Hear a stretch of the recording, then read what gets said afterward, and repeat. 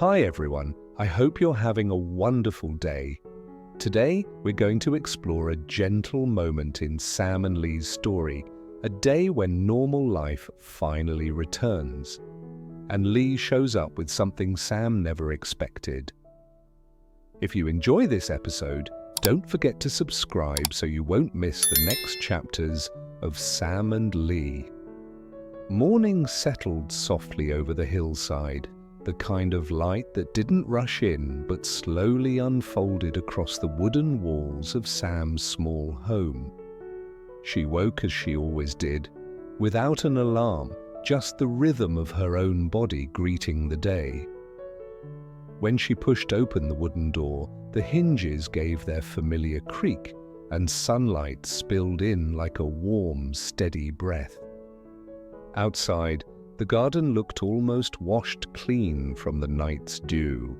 Every leaf shimmered faintly, each drop of moisture clinging for just a moment longer before surrendering to the sun. Sam stepped barefoot onto the packed earth and felt that quiet sense of return. Like life had finally eased back into its ordinary, gentle cadence after weeks of fear and sleepless nights. She picked up her small metal watering can and walked between the rows of vegetables. The young plants bent slightly under the stream of water, then rose again, refreshed. Sam crouched down, brushing a bit of soil from the tender shoots, feeling the cool morning air move across her skin. "You're growing well today," she murmured, as if the plants could hear her. It was habit, talking to the garden as though the quiet living things around her needed a voice to match their silence. She spent a moment pulling out weeds, letting their roots come loose from the red earth. The simple work steadied her. Each small task felt like a soft reminder that life hadn't stopped while she was sitting at Lee's bedside in the hospital. The world had kept moving, slowly, patiently, waiting for her to return. Behind her, a sudden flurry of wings broke the hush. The chickens were awake. Sam stood and grabbed the bamboo basket filled with feed. As she scattered the grains, the hens rushed forward, their wings lifting in little bursts of excitement. The sounds, the gentle clucking, the flutter of feathers, the rhythmic tap of feed hitting the ground, formed a soothing, familiar music she hadn't realized she missed. A small dog came trotting out from behind the house, tail wagging, body wriggling with eager joy. "There you are," Sam said softly, bending to rub its head. The dog leaned against her shin, warm and light, grounding her in ways she couldn't name. The morning air smelled like damp soil and young leaves. Sam straightened and let herself breathe deeply. For the first time in what felt like forever, her chest didn't feel tight. Her mind wasn't waiting for a phone call, or footsteps at the door, or the sound of emergency sirens in the night. Things were normal again, or at least close enough. She glanced toward the small path leading down the hill, wondering for a fleeting second what Lee was doing at this exact moment. Then she shook the thought away gently. He needed time to heal, to find his footing again. She didn't want to weigh him down with her worry. Not now, not when he was finally back to living. She turned back to her chores. There was comfort in them, in routine, in rhythm, in morning light. Down in town, Lee stood in front of a mirror inside the police station bathroom, adjusting the collar of his uniform. The fabric still felt stiff against him, as if unfamiliar after so many days spent in loose hospital clothes. He moved with care, mindful of the healing wound beneath his shirt, but he managed to straighten the badge pinned to his chest. A quiet breath escaped him. It wasn't quite confidence. more like gratitude. He was here, standing, working again, even if only a little. When he stepped out into the hallway, 2 colleagues noticed him and called out his name, their smiles warm, relieved. "Good to see you back, Lee. You look better, still pale, but better. Don't push yourself today." Lee gave small nods, the corners of his mouth lifting. He wasn't used to being the center of concern, but today he let it sit without deflecting. He owed them that much, and maybe he owed himself a bit of gentleness too. Most of the morning was spent at a desk, sorting through paperwork, signing reports, giving short accounts of the mission for the internal review.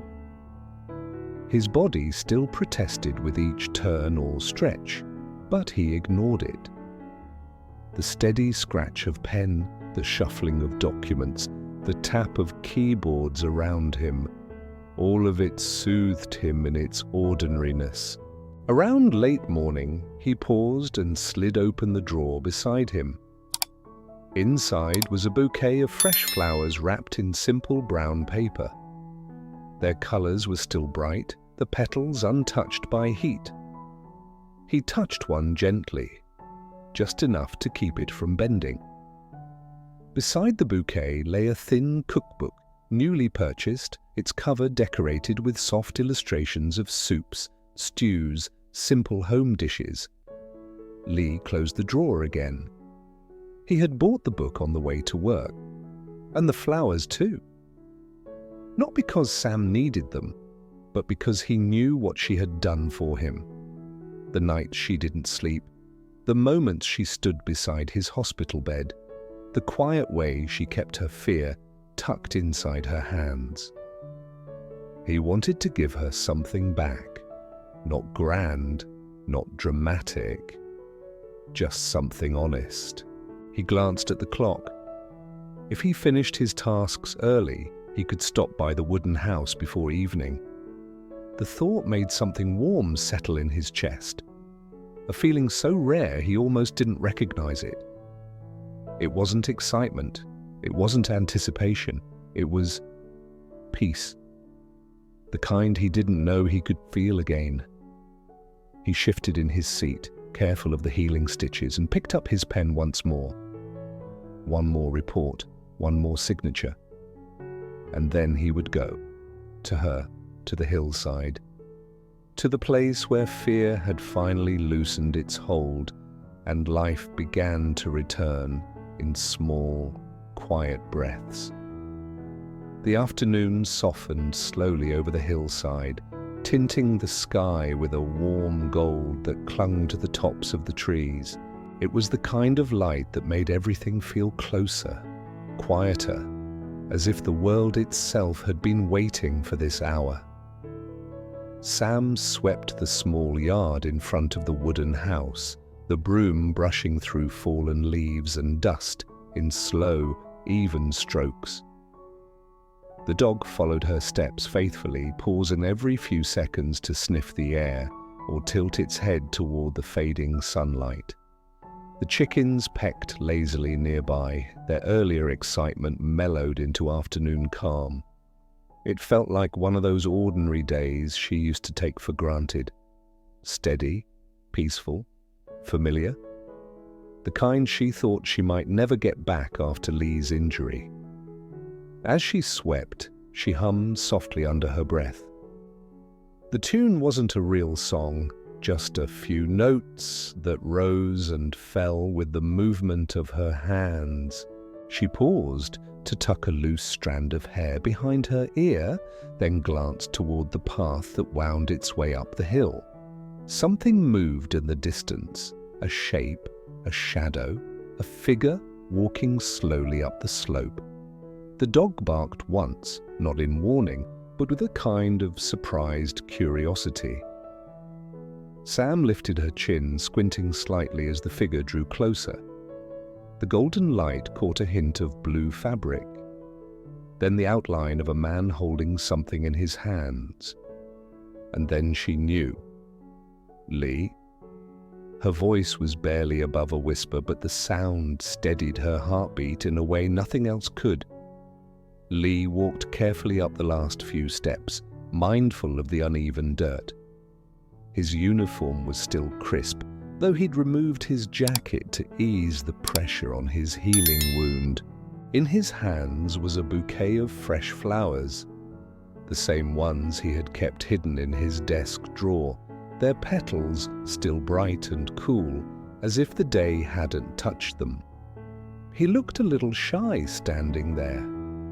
A man who had faced danger without flinching, now suddenly unsure how to hold a handful of flowers. "Hi," he said quietly. Sam's hand rose to her mouth, her eyes widening with a soft, startled joy. "You're here?" she breathed out. I didn't expect you today." "That's the idea," he said, and a small smile tugged at his lips. He stepped closer and extended the bouquet. "For you," he said simply. "No reason. Just thank you." Sam reached out, touching the petals first, then the stems, as if afraid the flowers might vanish if she moved too quickly. Her fingers brushed his hand, and Lee inhaled subtly, a small, almost invisible breath, as if that single touch steadied him more than he wanted to admit. "They're beautiful," she said softly. "Thank you." "And there's one more thing," Lee added, shifting slightly. From under his arm, he brought out a book wrapped in simple craft paper. He held it out to her with a hint of awkwardness. "I thought you might like this," he said. "It's a cooking book, nothing fancy, but maybe we could try something from it together one day." Sam's cheeks warmed. She pressed the flowers gently against her chest and smiled. A real smile, one that reached her eyes and made them shine. "I'd like that," she replied quietly. Behind her, the wooden door stood open, letting out the scent of the herbs she had hung to dry earlier. The dog circled around Lee's legs, sniffing him in approval. Sam watched the scene unfold, the man she cared for, standing in her yard with flowers and a book, looking both strong and human at the same time. It felt unreal and completely right.